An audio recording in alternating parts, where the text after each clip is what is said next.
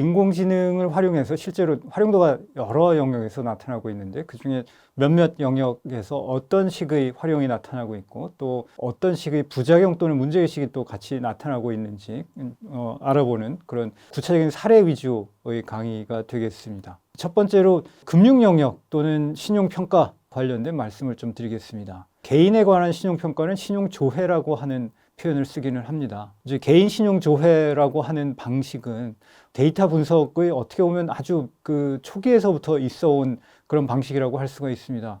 실제로는 20세기 중반에서부터 이 기법이 개발이 되어 왔고요. 지금 빅데이터, 인공지능 시대가 되면서 훨씬 더 고도화되고 새로운 접근이 나타나고 있습니다. 그래서 아무튼 개인 신용 조회라고 하는 메커니즘은 이제 전 세계 여러 나라에서 좀 추상화해서 보면 비슷한 식의 구조가 있고요.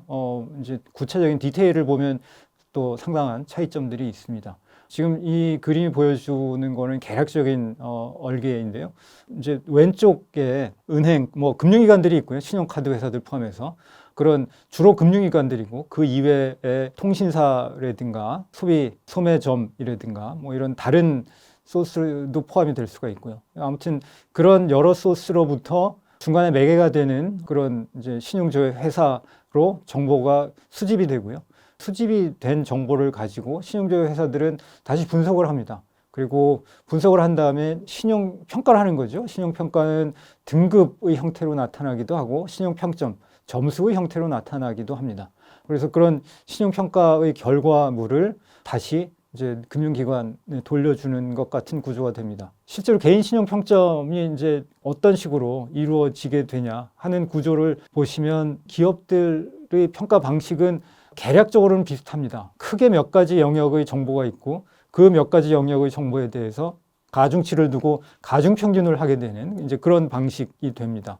그래서 상환 이력 정보라고 하는 유형의 정보에 대해서는 40% 정도의 비중을 두고 현재의 부채 수준에 대해서는 23%, 신용거래기간은 10%, 뭐 이런 식으로 그 영역을 크게 네 가지 영역으로 나누어서 가중치를 달리 주게 되는. 그래서 현재 이 사람의 자산 상태나 채무 상태가 한 커다란 영역이 되고요. 그에 관한 히스토리, 이력이 또 다른 커다란 영역이 됩니다. 다른 한편 전통적인 신용 정보는 뭐 은행이라든가 또는 카드 회사라든가 이제 그런 전통적으로는 금융 영역 안에서 있는 데이터를 가지고 분석을 하는데 사실은 빅데이터 시대가 오면서 보니까 금융 영역 밖에 있는 다른 종류의 비금융 신용 정보라고 불리우는 그런 정보들이 사실은 굉장히 유용하다라고 하는 것들이 이제 새롭게 이제 밝혀지고 있고요. 그래서 이미 근래 이제 인공지능 시대라고 할 만한 최근 몇 년이 아니더라도 그 전에서부터 통신사와 관련된 정보라든가 그런 정보들은 이용이 되고 있었습니다. 그래서 소셜미디어를 이용한 거, 브라우징 히스토리, 인터넷 활동에 관한 거죠. 비헤이비어럴 데이터. 이 사람의 이제 행동 양식이 이제 그 소셜미디어 같은 데를 통해서 어떻게 나타나는지 이런 거를 고려해서 신용 평가를 하게 되는 그리고 이게 사실은 더 유용한 것일 수 있다. 이런 깨달음이 이제 나온 거고요. 이거는 뭐 저 개인적으로는 되게 그 고맙고 유용한 사례라고 생각을 하는 것인데요. 몇 년 전에 제가 연구년이라서 이제 미국에서 이제 한동안 생활을 하게 됐는데 과거에 제가 미국 생활을 한 적이 있지만 굉장히 오랫동안 오래 지난 일이고 그래서 미국에 가서 신용카드 발급 신청을 한 2차례, 3차례 했는데 뭐 사실은 당연한 것이지만 계속 거절을 당했습니다. 거절하면서 이유가 당신의 어떤 그 신용 히스토리가 너무나 간헐적으로 있고 오래전이라서 그거 가지고 우리는 판단할 수 없다라는 취지의 이제 설명이 이제 있었습니다. 그래서 이제 포기하고 있다가 어느 날 제가 아마존에서 책 주문을 하는 과정에서 아마존 쪽에서 신용카드 발급을 뭐 할 수도 있으니까 몇 개 질문에 답만 해주시면 됩니다. 이렇게 해서 채 1분도 걸리지 않은 짧은 시간 안에 몇 개 간단한 답을 했는데 거의 즉각적으로 또 한 1분도 걸리지 않고 승인 이메일을 받았습니다. 그리고 그 승인도 적어도 제 기준으로 볼 때는 굉장히 좋은 조건의 승인이었고요.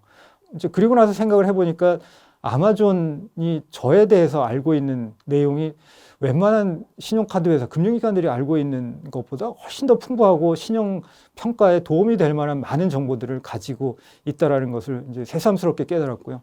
이제 생각을 해보시면 저의 경우에는 제가 아마도 아마존에 한 뭐 20년 정도 뭐 굉장히 오랫동안 아마존을 이용한 고객이고, 그리고 이제 대부분 책인데 책을 구매한 이제 이력을 쭉 보면 저에 관한 어떤 직업을 가진 사람이고 어떤 정도의 교육을 받은 사람이고, 또 배송지 주소를 보면 이 사람이 어떤 동네의 어떤 특정 아파트까지도 이제 특정이 되고 하니까 이제 그런 걸 통해서 저의 사회 경제적인 활동에 대해서 사실은 굉장히 속속들이 알고 있고, 그걸 기초로 해서 뭐 신용 평가 모델을 만든다는 게 사실은 웬만한 금융기관이 하는 것보다 훨씬 더 확실한 신용 평가 모델을 만들 수 있었을 것 같다라는 생각을 했고요. 그래서 실제 카드 자체는 카드 회사에서 발급을 하지만 평가하고 아마도 추천하는 역할을 아마존에서 했었을 것 같습니다. 그렇게 해서 저의 경우는 제가 기존의 금융권을 통해서는 신용카드 발급을 못 받았었는데 아마존을 통해서 오히려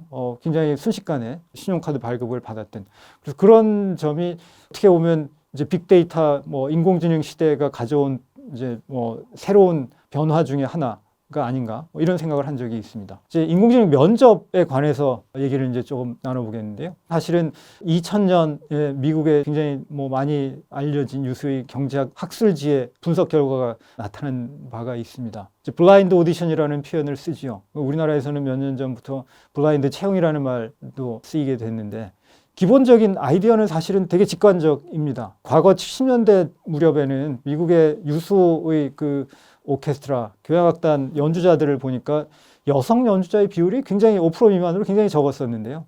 나중에 이제 2000년 무렵으로 이렇게 와서 보니까 여성 단원의 비율이 뭐 20, 30% 수준으로 상당히 많이 늘어났다는 것이죠. 그리고 그 늘어나는 과정을 보니까 블라인드 오디션을 했던 것이 상당히 영향을 미쳤던 거 아닌가, 뭐 이런 얘기입니다.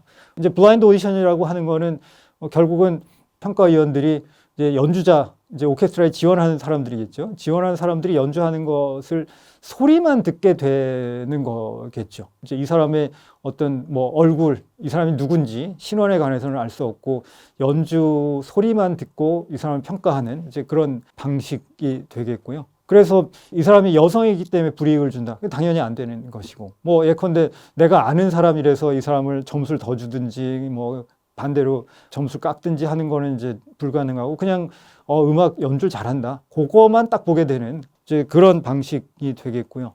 그래서 어떻게 보면 연주 실력만 보고 사람을 뽑는다라는 차원에서 뭐 굉장히 호소력이 있는 이제 그런 방식이 되겠습니다. 그래서 다시 전체적으로 정리해서 생각을 해보면 인공지능 기술을 이용해서 사람을 채용하는 맥락에 있어서 우리가 통계적으로 의미 있는 유형의 정보는 어떤 것인지 분류를 해서 좀 생각을 해볼 필요가 있고요. 사실은 통계적으로 의미 없는 정보는 또 어떤 것인지, 그러면 그런 정보는 이제 수집을 하지 말아야 될 것이고요. 또 다른 한편 통계적으로 의미가 있는 정보이지만 다른 사회적인 맥락을 고려하면 이런 정보는 수집하지 않는 것이 필요하겠다. 이런 걸 분류를 해서 생각을 하고 필요한 그런 정보를 추출해서 수집을 하는, 그리고 그거에 기초해서 이제 판단을 하는 이제 이런 메커니즘이 좀 더 면밀하게 필요하다. 뭐 이런 말씀을 드릴 수가 있겠습니다.